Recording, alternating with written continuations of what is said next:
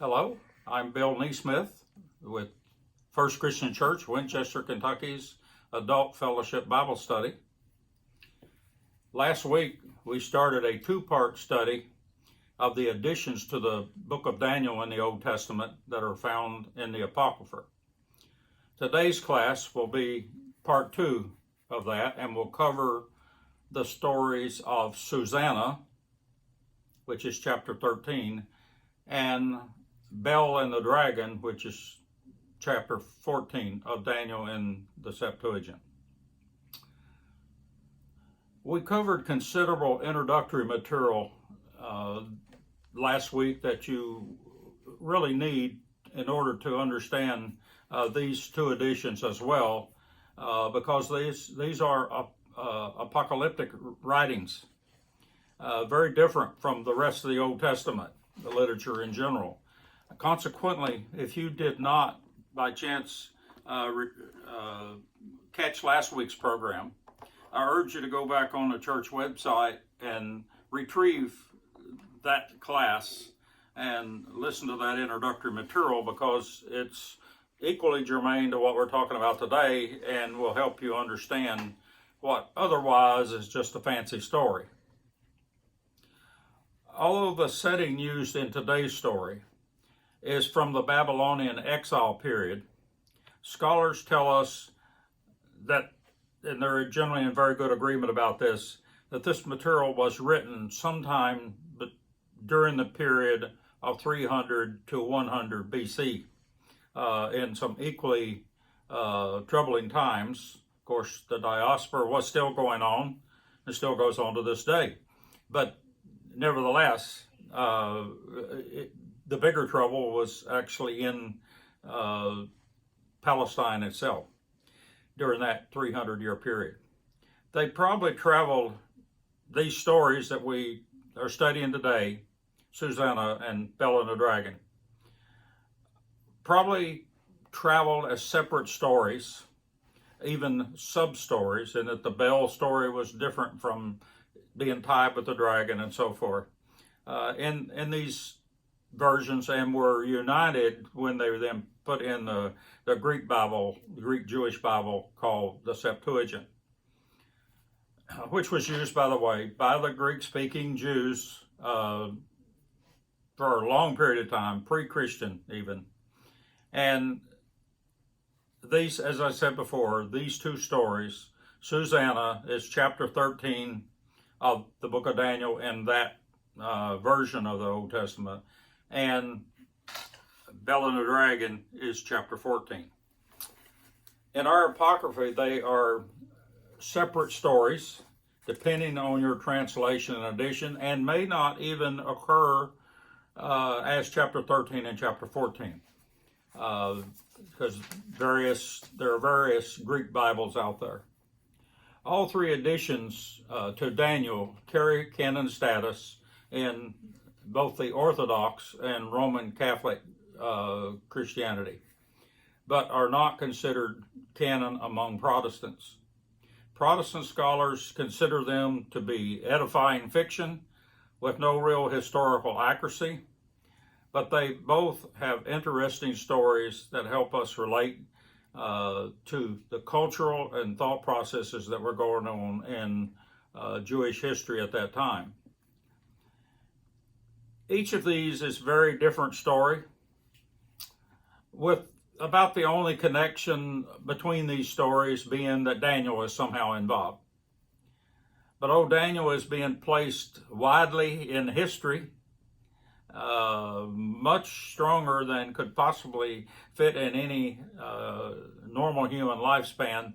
And historians say, as a result of that, in part, it's very clear that Daniel has been placed in here as some sort of wise figure rather than actually participating. And from what we said in the apocalyptic literature, if you go back and listen to that material, you'll see how he was used in these. First, let's look at the story of Susanna. She is placed as an upright Jewish woman married to an exiled, rich Jew by the name of Joachim. Although he is an exile in captivity, he's living in a very opulent set of conditions in Babylon. He has this most beautiful garden and this great house and everything, and then Susanna is this exceedingly beautiful lady. She happens to walk and bathe every afternoon in this fine garden, which is enclosed. There's some wicked men in the story. The wicked men in this story are two unnamed elders from the people who, and who those people are is not quite clear as to whether this is from the Jewish people that are in diaspora or from the larger Canaanite community. But anyway, they hold court at Joachim's house. They see Susanna and her beauty every time they're there, and they begin to lust for her. Day after day, they watch her and ultimately become overwhelmed with passion for her. Obviously, the stage is set for something not good. One day, they hide in the garden until her attendant, the women attending her, leave her to bathe alone.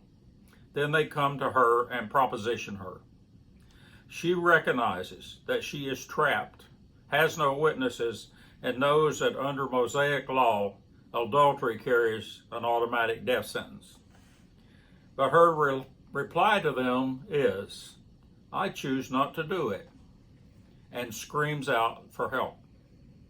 The men are now trapped and scheme a plot against her since she has no witnesses and they can at least be one another's witness. They accuse her of laying with some young man who had been hiding in the garden, but no one can find this young man. And she says there wasn't such. She is then put on trial, and as was their custom, she is unveiled and stripped for all to see while she's on trial, as part of a humiliation of not only her, but her entire family. The elders tell their contrived story, and they are immediately believed by the others in the community that are judging because they are elders. Susanna is found guilty and sentenced to death by the assembly. Then Susanna cries out to God in prayer, asking him to make all secrets known to the people. God hears her prayer. As she is being led off for execution, a young Daniel appears and proceeds with what I'd like to call a classic Perry Mason type counter defense for Susanna. Daniel tells the people they're fools for buying such a line from these elders. He then proceeds to cross-examine each elder independently without the other within sight or sound. Their stories do not agree, and the ruling then is reversed by the people. Instead, the elders are now sentenced to death instead. From that day forward, Susanna is restored to her relatives and her husband because, as it says, she was found innocent of a shameful deed. But the bigger story at the end of the line is, but the real point being, this story reveals how Daniel now has forever a great reputation of being wise from this day forward. And so some books, as I understand it, actually place this as the opening in Daniel in order to set the stage, although it is not the opening in our traditional Daniel story in the Old Testament.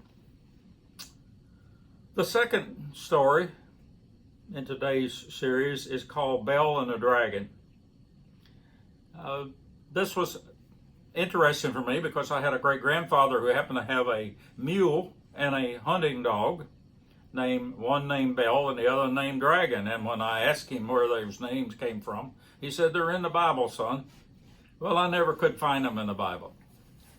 But when I was in Vietnam, I encountered a similar thing in that as we would sit around when we didn't have a minister, if we had a little time and it was time for our Bible study, we would just share some Bible stories. And some of the Catholic boys would share the stories, and one of them one time shared the story of Bel and the Dragon.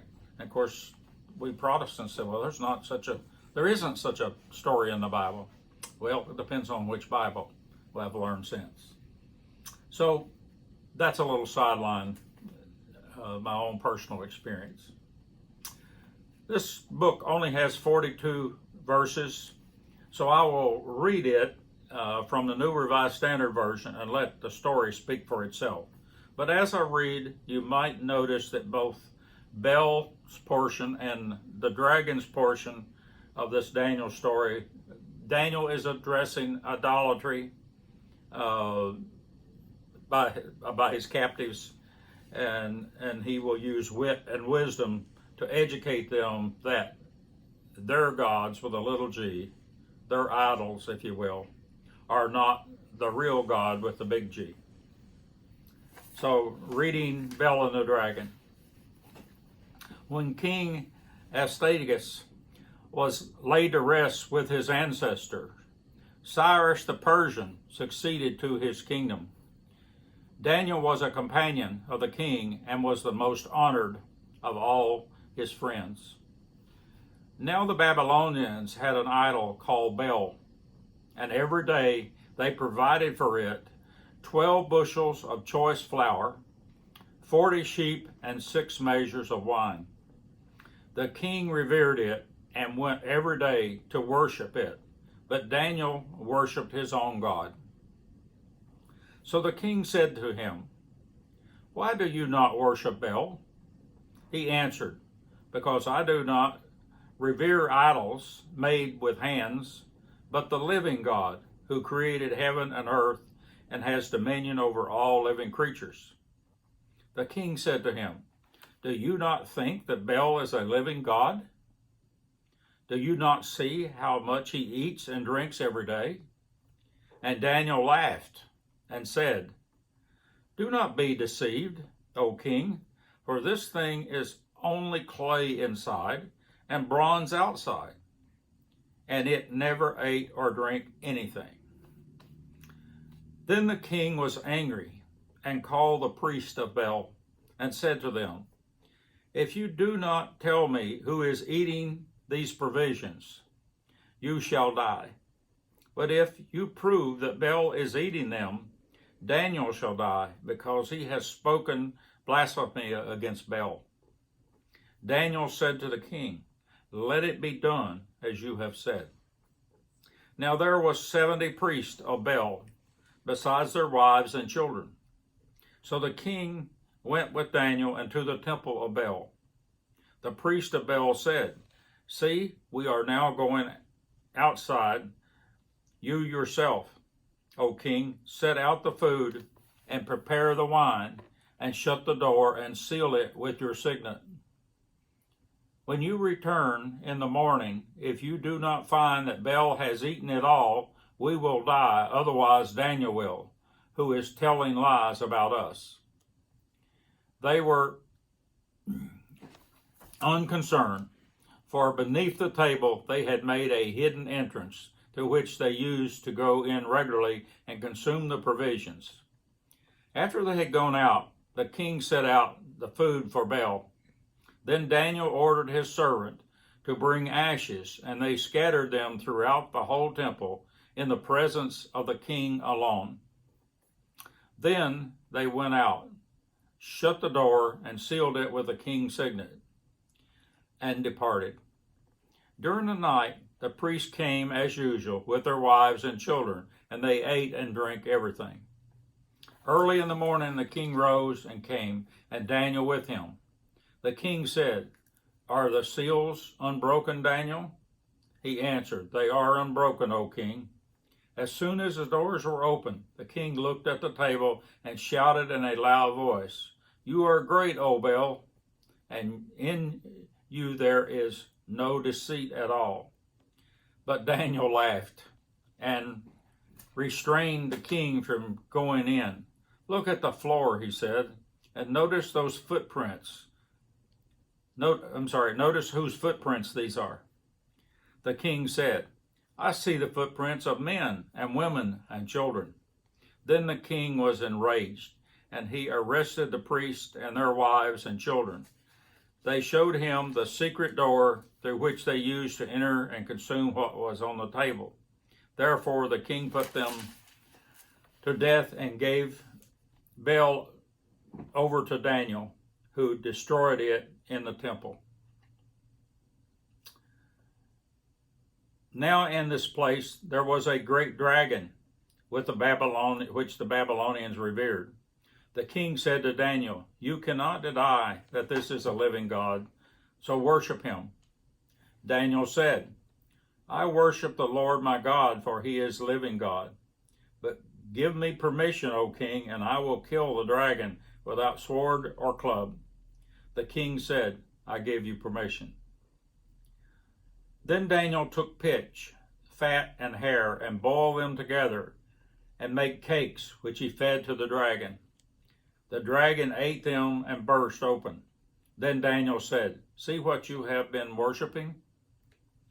When the Babylonians heard about it, they were very indignant and conspired against the king, saying, The king has become a Jew. He has destroyed Bel and killed the dragon and slaughtered the priest. Going to the king, they said, Hand Daniel over to us, or else we will kill you and your household. The king saw that they were pressing him hard, and under compulsion he handed Daniel over to them. They threw Daniel into the lion's den, and he was there for 6 days. There were 7 lions in the den, and every day they had been given 2 human bodies and 2 sheep. But now they were given nothing, so that they would devour Daniel.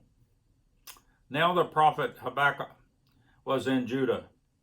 He had made stew and had broken bread into a bowl and was going into the field to take it to the reapers. But the angel of the Lord said to Habakkuk, Take the food that you have to Babylon, to Daniel in the lion's den. Habakkuk said, Sir, I have never seen Babylon, and I know nothing about the den. Then the angel of the Lord took him by the crown of his head and carried him by his hand. With the speed of the wind, he sent him down to Babylon, right over the den. Then Habakkuk shouted, Daniel, Daniel, take the food that God has sent you. Daniel said, You have remembered me, O God, and have not forsaken those who love you. So Daniel got up and ate, and the angel of God immediately returned Habakkuk to his own place. On the 7th day, the king came to mourn for Daniel. When he came to the den, he looked in, and there sat Daniel. The king shouted with a loud voice, You are great, O Lord, the God of Daniel, and there is no other besides you. Then he pulled Daniel out and threw into the den those who had attempted his destruction, and they were instantly eaten before his eyes.